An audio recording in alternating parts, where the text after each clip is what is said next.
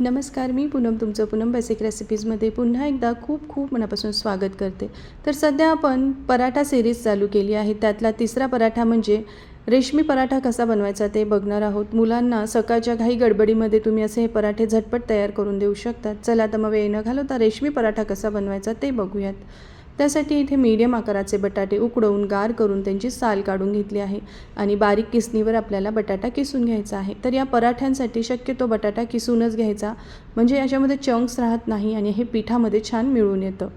आता यामध्ये एक बारीक चिरलेली हिरवी मिरची घालायची, थोडीशी बारीक चिरलेली कोथिंबीर टाकायची आहे आणि 1 चमचा रेड चिली फ्लेक्स टाकायचे आहे। त्याचबरोबर अर्धा चमचा यामध्ये जिरेसुद्धा टाकायचं आहे आणि चवीनुसार लगेचच यामध्ये मीठ टाकून घ्यायचं आहे।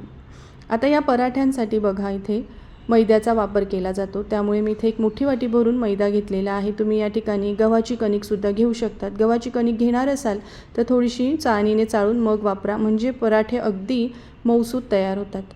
आता या ठिकाणी ना हे बटाट्याचं जेवढं मिश्रण आहे ना यात बसेल इतका मैदा आपल्याला ॲड करायचा आहे। वरतून बिलकुल पाण्याचा वापर करायचा नाही आहे, त्यामुळे या ठिकाणी बसेल इतका मैदा यामध्ये आपल्याला ॲड करत जायचा आहे। एकदम मैदा टाकू नका, नाहीतर तुम्हाला पाण्याचा वापर करावा लागेल। शक्य झाल्यास या पद्धतीनेच तुम्ही हे कणिक मळा, अगदी मस्त परफेक्ट असा हा पराठा मऊसूत तयार होतो याने। तर हे बघा 1 वाटी मला बरोबर इथे मैदा लागलेला आहे। मैदा थोडा कमी अधिक लागू शकतो।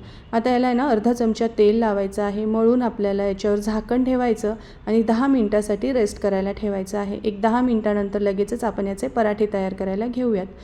10 मिनिटानंतर पुन्हा आपल्याला याला अर्धा चमचा तेल लावायचं आहे आणि याला चांगलं मळून घ्यायचं आहे। पुन्हा तेल लावून घेतल्यामुळे किंवा रेस्ट करून घेतल्यामुळे काय होतं की पराठा आपला छान एकसारखा लाटला जातो, त्याच्या कडा फाटत नाही।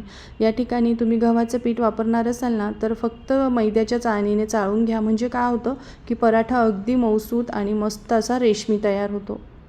यातून एक मीडियम आकाराचा गोळा काढायचा आणि गव्हाच्या पिठामध्ये घोळून त्याचा सरसर असा आपल्याला छान पातळ पराठा लाटायचा आहे। अजून एक महत्त्वाची टीप म्हणजे हा पराठा लाटताना आहे ना पातळच लाटायचा आहे। आपण हा मैद्यापासून बनवलेला आहे, अगदी मऊसूत होतो हा पराठा।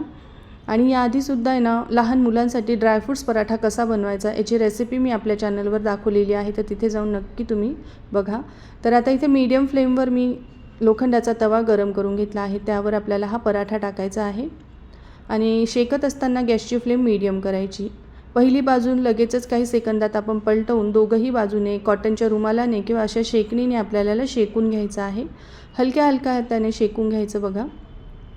तर यापुढचा पराठा तुम्हाला कुठला बघायला आवडेल मला कमेंट करून नक्की सांगा, किंवा तुम्ही आपली प्लेलिस्ट चेक करू शकता, त्यावर अनेक पराठ्यांचे विविध भाज्यांचे प्रकार अनेक सिरीज मी शेअर केलेले आहे। आता मी इथे ना शेंगदाणा तेल लावून हा पराठा दोघंही बाजूंनी खरपूस शेकून घेतला आहे। हवं तर तुम्ही ना साजूक तूपसुद्धा वापरू शकतात। एवढ्या मिश्रणामध्ये 7 ते 8 पराठे तयार झाले होते मीडियम आकाराचे। आकारानुसार ते कमी अधिक होऊ शकतात।